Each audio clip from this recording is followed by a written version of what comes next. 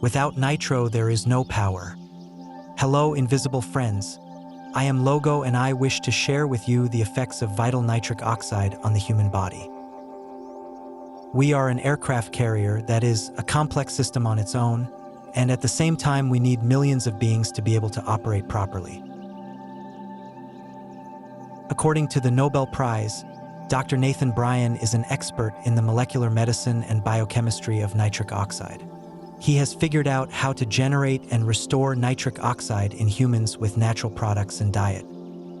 It explains the importance of taking care of the bacterial flora of the mouth, since it contains bacteria that metabolize and produce the largest amount of nitric oxide in the body. This is presented in the form of a gas and is an essential chemical compound for countless processes such as the relaxation and dilation of blood vessels. It regulates blood flow to organs and tissues. Neurologically, it is used as a neurotransmitter. It regulates the flow of neuronal signals.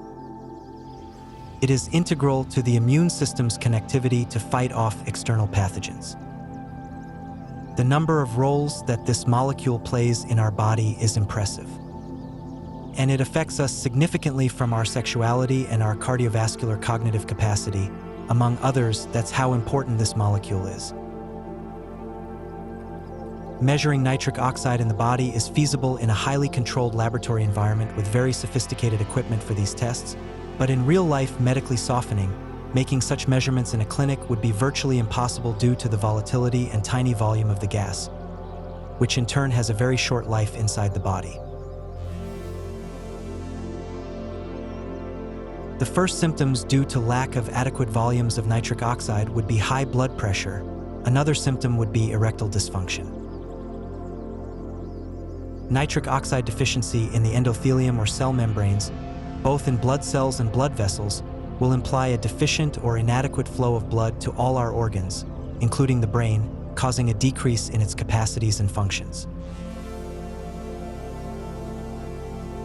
Hormonally, it is directly linked to what was called insulin signaling and nitric oxide deficiency or disability, linked to insulin resistance and type 2 diabetes. True oral health and nitric oxide production are connected to the biofilm or bacteria in the mouth. These are able to transform the nitrates of food into nitrites, and then these fall into the acidic stomach. In that environment, the reactions are generated and nitric oxide is produced.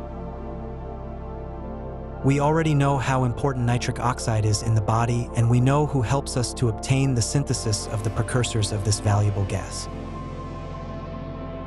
The health of those bacteria is very important, and damaging them is a major setback for our organic balance. The consequences are a high price for our well-being. The doctor explains what we often do to damage these bacteria. The use of antiseptic mouthwash is much more harmful to the health of the whole body than the benefits it can bring to oral health. The use of fluoride in the mouth, as it is a powerful neurotoxin that, in addition to killing the bacterial flora of the mouth, also damages the thyroid gland significantly. The indiscriminate use of antibiotics not only damages the bacterial flora of the mouth, but also damages the intestinal flora, causing countless problems and deficiencies in the body. Collateral damage exists, and becoming aware will help us repair those failures. An anti-inflammatory diet can prevent the oxidation of the molecule tetrahydrobiopterin, or BH4, which is a precursor of nitric oxide in the epithelium. Dr. Bryan calls the relationship between real oral health and pathologies related to poor oral hygiene systemic oral linkage, substantially increasing the risk of heart attacks, strokes, and Alzheimer's. The term for a sterile mouth without biofilm is oral dysbiosis. He recommends having a wide oral bacterial spectrum to be healthier. It also explains the two totally independent mechanisms of nitric oxide production in the body, which are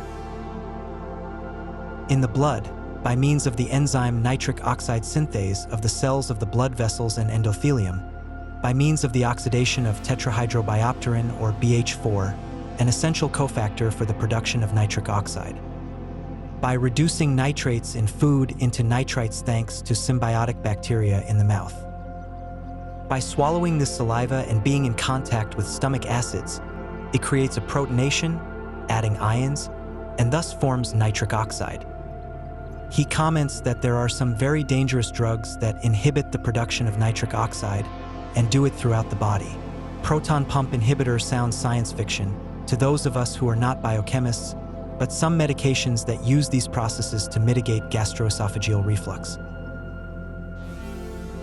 Inhibiting the production of hydrochloric acid, which in turn inhibits protein reduction to amino acids, which creates the basis for immune diseases and likewise prevents the creation of nitric oxide in the stomach.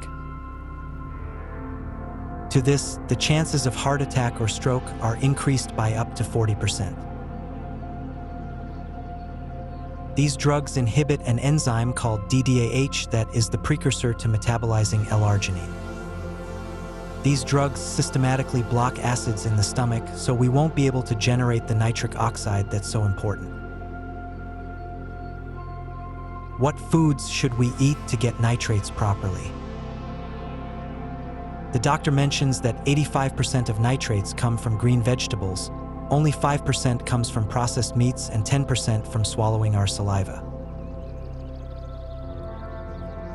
Dr. Nathan Bryan explains that people with respiratory distress have a hard time getting enough oxygen to produce nitric oxide,